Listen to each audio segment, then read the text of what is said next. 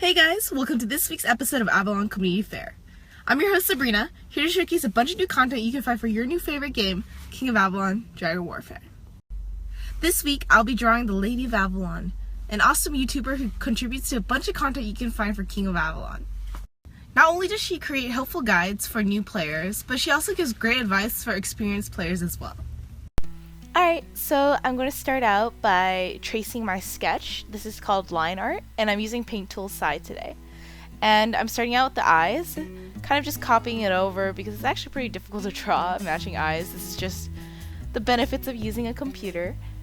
And I think Lady Avalon is like such a nice, beautiful, stoic lady that I kind of wanted to play with that juxtaposition by putting it in a chibi form and giving her a little bit of armor, giving her a little of sass, and a little cute dragon as well.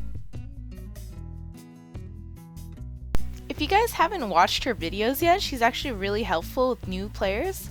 She shows you how to, build your character, build your city, help your kingdom, as well as new patch updates, so you kind of know what's going on with the game and where the game's going to go on in the future.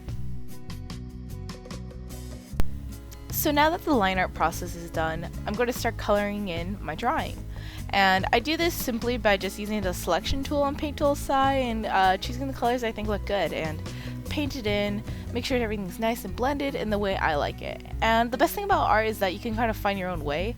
So I'm trying to put a lot of what I think of when I see the Lady of Avalon, which is like her beautiful eyes, her stoic face, her red lips. She's just so beautiful, so it's really easy to draw her.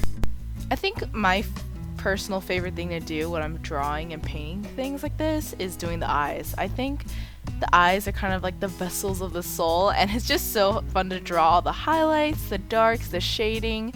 You can really go all out and make it as beautiful as you want, and I think that's also the best thing about art is that, all of that control is in your hands, just like how the kingdom might be in your hands.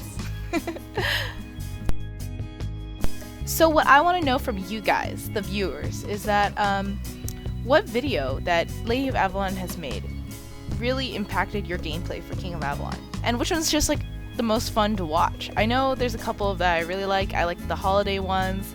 I like the ones where she goes through the patches, and I just find all of the information she shares like generally useful. I also think that it helps that she's like so well spoken and she's so beautiful. It's just like you can't get your eyes off that screen, and I think a lot of you guys would agree with me as well.